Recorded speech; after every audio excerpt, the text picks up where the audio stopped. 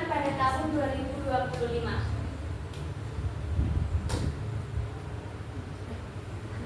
Lalu ada ringkasan slide.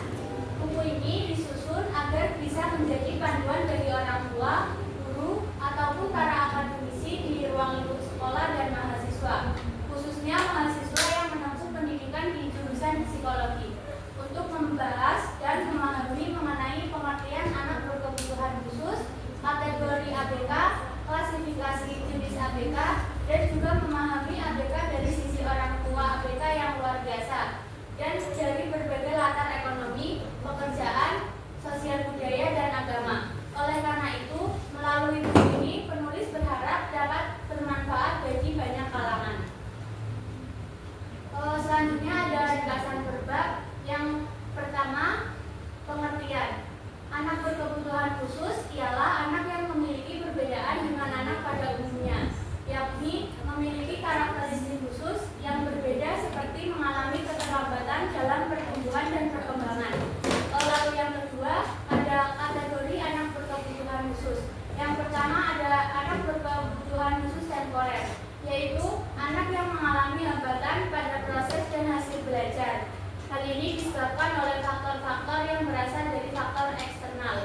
Lalu yang kedua ada anak berkebutuhan khusus permanen, yaitu anak yang mengalami hambatan pertumbuhan yang sifatnya internal dan juga dapat berasal dari akibat kecacatan. Selanjutnya bab ketiga ada jenis-jenis anak berkebutuhan khusus. Yang pertama ada kelainan fisik, yang ini terjadi pada satu organ atau pada beberapa organ tubuh tertentu. Yang kedua ada kelainan mental, terjadi karena hambatan fisik, mental, dan emosi. Dan yang ketiga ada kelainan perilaku sosial, yakni di mana kondisi ini terjadi dengan perilaku yang menyimpang dari norma sosial dan norma masyarakat. Yang keempat ada mengenal anak dengan gangguan tunarungu. Tunarungu sendiri yaitu kondisi yang mempengaruhi anak untuk mendengar secara penuh atau sebagian. Hal ini terjadi karena faktor genetik dan faktor lingkungan. Dan yang dapat menyebabkan keterlambatan dalam perkembangan bahasa. Penanganannya bisa menggunakan alat bantu dengar atau dengan terapi bicara dan bahasa. Yang kelima ada mengenal anak dengan gangguan tunawicara. Gangguan ini yaitu gangguan yang mengalami kesulitan dalam berkomunikasi secara verbal, disebabkan oleh kelainan neurologis, cedera otak, dan gangguan perkembangan bahasa. Hal ini menyebabkan keterbatasan dalam berbicara dan memahami percakapan. Penanganannya bisa melalui terapi bicara maupun menggunakan alat bantu komunikasi. Selanjutnya yang keenam ada mengenal anak dengan gangguan tunadaksa. Tunadaksa sendiri yaitu kelainan pada sistem otot, tulang yang menyebabkan gangguan komunikasi dan perkembangan keutuhan fisik. Hal ini terjadi karena beberapa faktor. Yang pertama karena faktor keturunan, penyakit bawaan, atau mungkin karena kecelakaan. Hal ini menyebabkan anak tidak bisa beraktivitas normal seperti anak pada umumnya. Dan yang ketujuh ada mengenal anak dengan gangguan tunagrahita. Kondisi keterbelakangan mental di mana anak kesulitan dalam berhubungan dengan kelompok maupun individu di sekitarnya karena kecerdasannya di bawah rata-rata. Hal ini terjadi karena faktor keturunan, infeksi atau keracunan dan zat radioaktif, serta pencegahannya dapat dilakukan dengan penyuluhan generik, diagnostik prenatal, dan imunisasi. Yang kedelapan ada mengenal anak dengan gangguan tunalaras. Tunalaras ialah kondisi anak yang bertingkah laku kurang sesuai dengan lingkungan. Perilakunya sering bertentangan dengan norma-norma masyarakat tempat ia berada. Hal ini terjadi karena faktor biologis, faktor keluarga, dan faktor lingkungan. Penanganannya bisa dengan pendekatan perilaku, yaitu pendekatan untuk menghilangkan perilaku yang menjadi hambatan dan mengganti dengan perilaku yang lebih baik.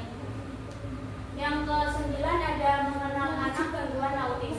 Autis adalah kondisi perkembangan saraf yang kompleks yang mempengaruhi kemampuan komunikasi, interaksi sosial, dan pola perilaku individu. Faktor genetik menjadi faktor yang memerankan berpengaruh kepada anak itu sendiri, tetapi juga berdampak pada keluarga.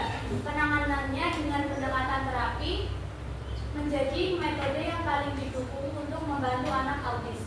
Dan yang terakhir yaitu mengenal anak gangguan ADHD, yaitu gangguan perkembangan yang ditandai dengan kesulitan dalam memusatkan perhatian, hiperaktivitas, dan impulsivitas yang tidak sesuai dengan usia perkembangan. Hal ini terjadi juga karena faktor genetik. Dampaknya berpengaruh terhadap dinamika keluarga, kesejahteraan emosional, dan hubungan sosial dengan masyarakat. Penanganannya cukup dengan farmakoterapi, menjadi metode yang paling banyak digunakan, terutama bagi mereka yang membutuhkan bantuan untuk mengelola gejala-gejala yang berat. Selanjutnya, kelebihan dan kekurangan buku. Kelebihan buku yang pertama ada bahasa yang mudah dipahami, sehingga mudah dicerna oleh pengguna buku yang ingin mengenal lebih dekat tentang anak berkebutuhan khusus. Lalu yang kedua, fokus berbagai jenis ABK. Buku ini tidak hanya berpusat pada satu ABK, tetapi juga membahas berbagai jenis ABK yang lain.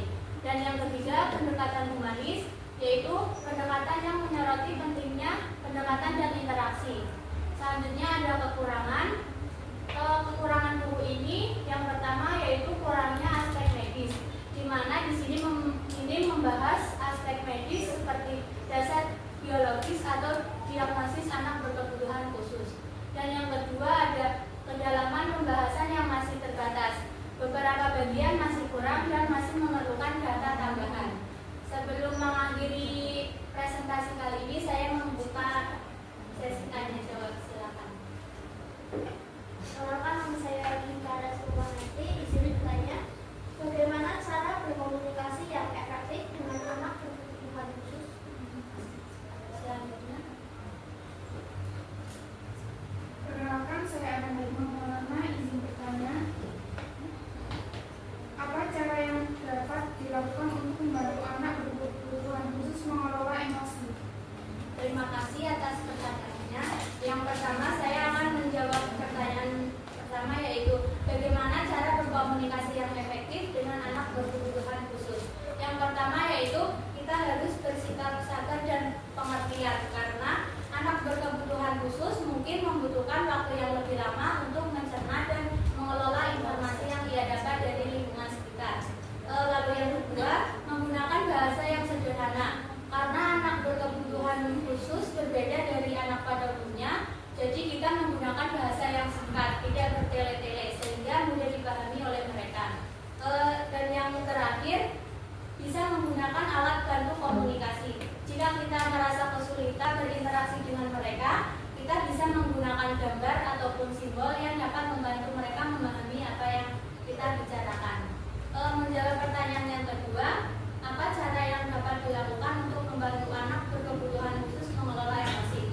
Yang pertama, kita mengajarkan anak untuk menenangkan diri. Ada beberapa cara. Yang pertama, kita mengenalkan teknik relaksasi, yaitu bernafas secara mendalam atau meditasi. Dan yang kedua, ajarkan anak untuk mengungkapkan perasaan. Di sini kita mendorong anak untuk